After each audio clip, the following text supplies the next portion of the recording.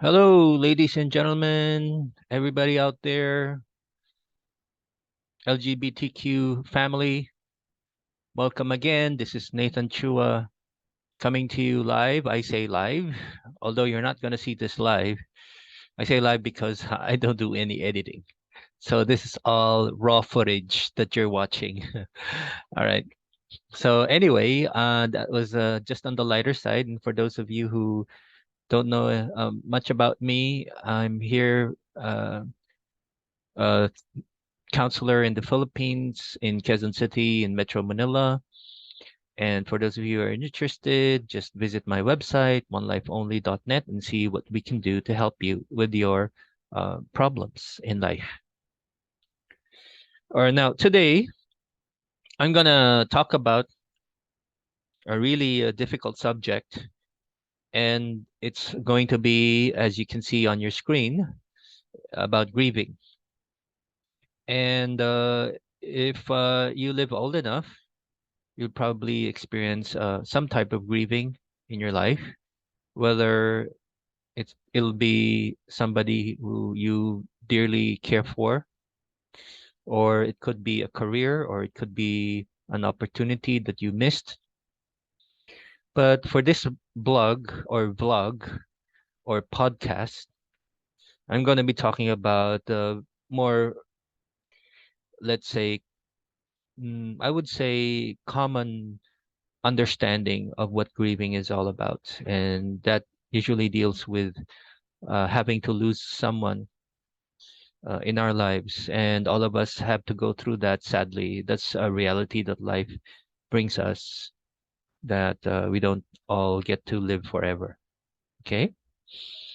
All right. So the title of this article is Going Inside Your Grief or Your Grieving.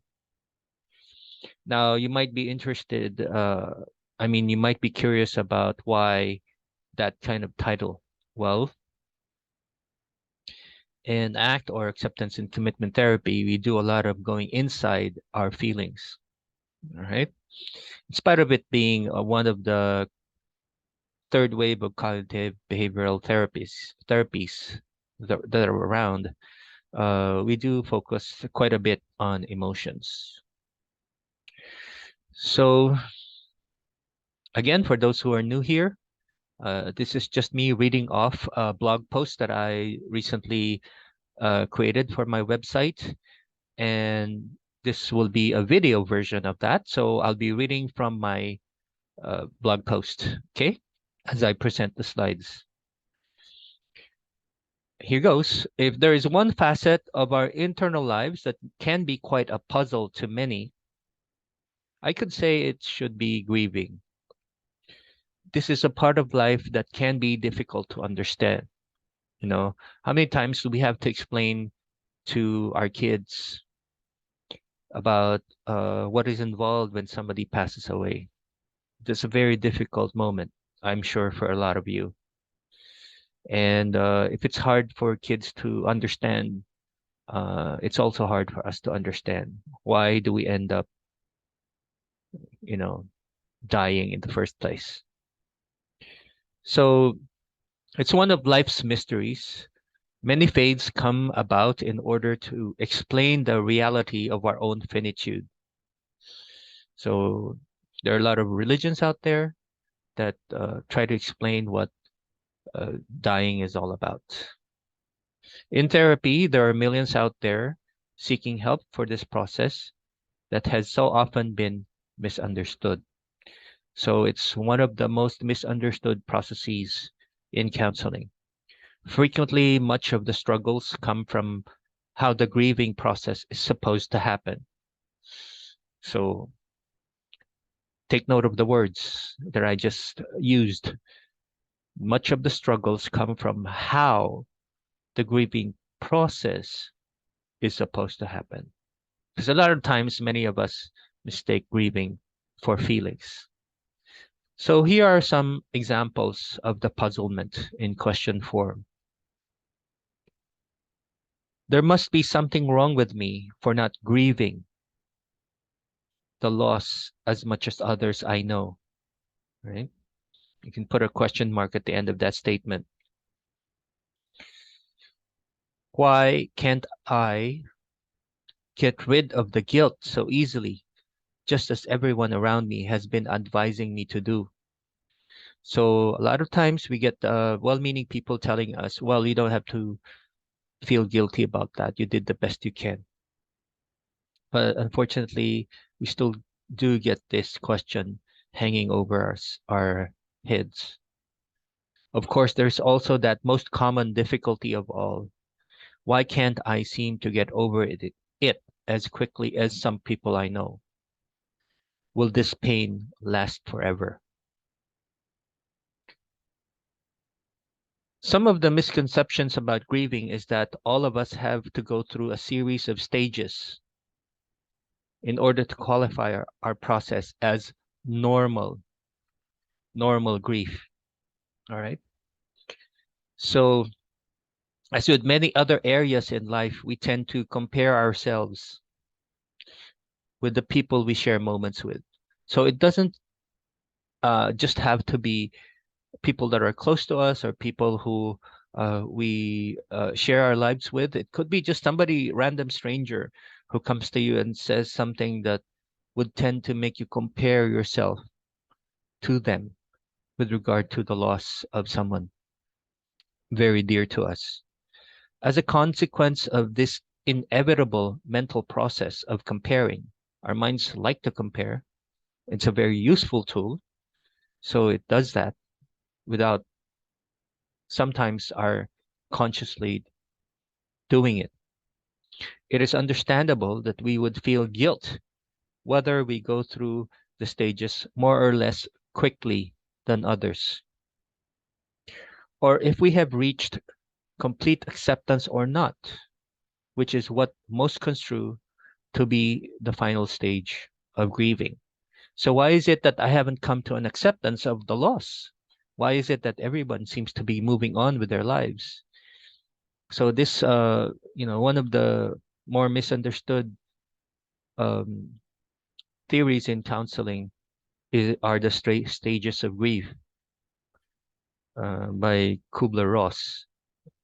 And sometimes people uh, construe it as a series of stages that we must go through, that if we don't follow the same stages in that order that we expect, like coming to an acceptance after a period of time, then we end up feeling like there's something wrong with us.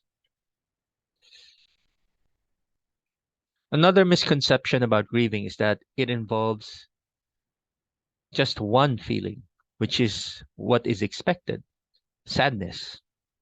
Many question themselves if they don't feel as much sadness as expected. However, grieving involves multiple emotions, not just sadness. So, grieving is not just an emotion, it's a process that involves a lot of emotions.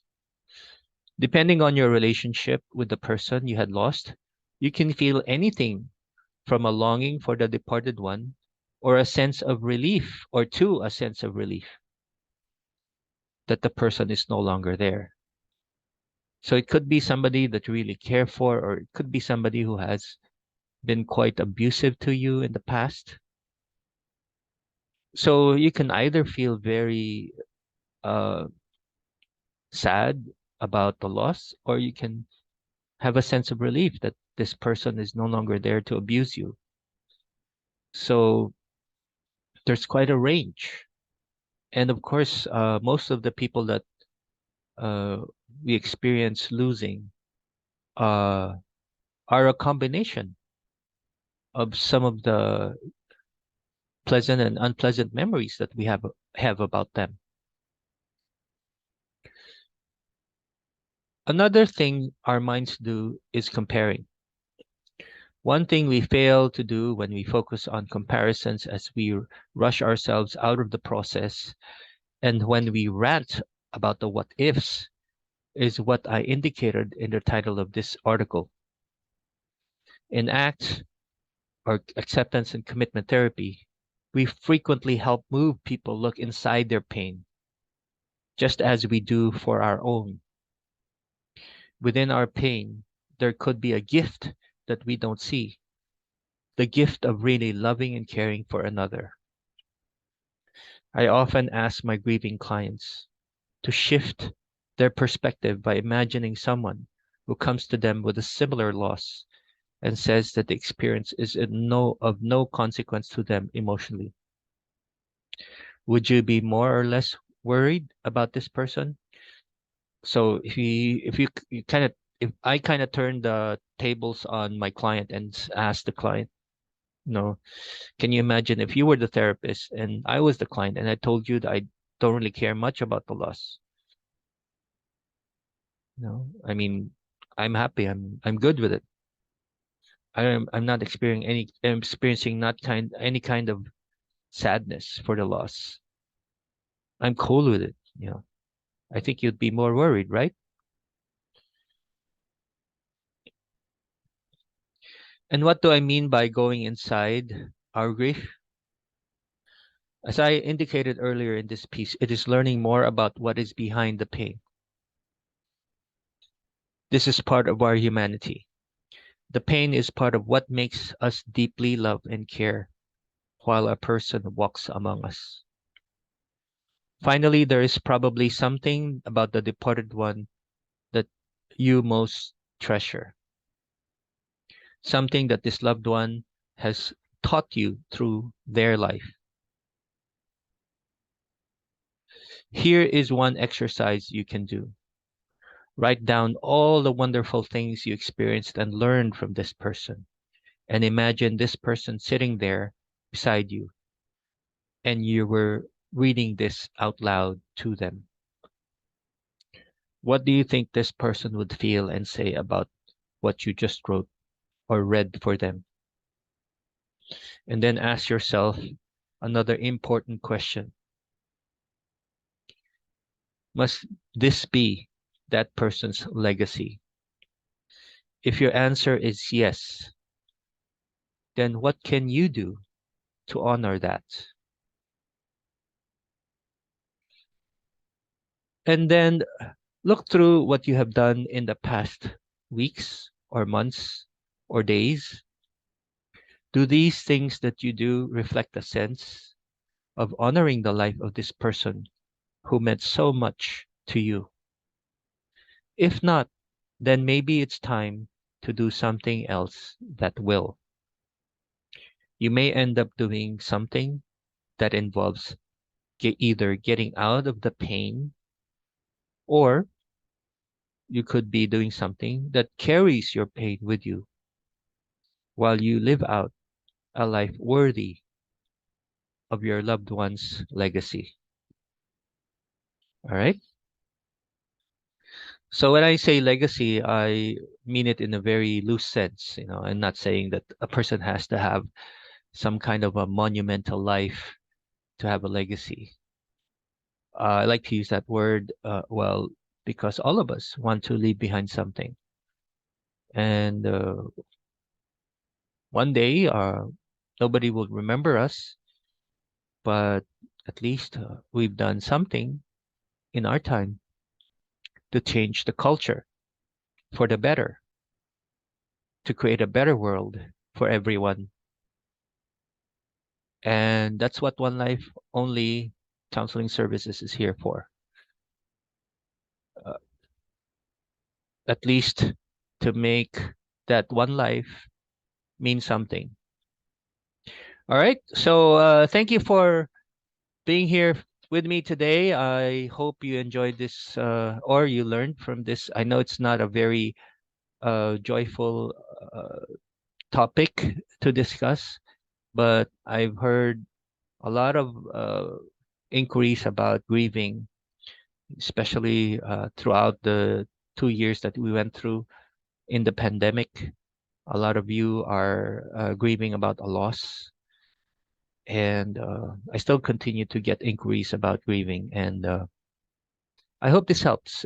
Even if you don't see me, I hope this was worth your while to see how you can have a way to go through the process that's worth your while.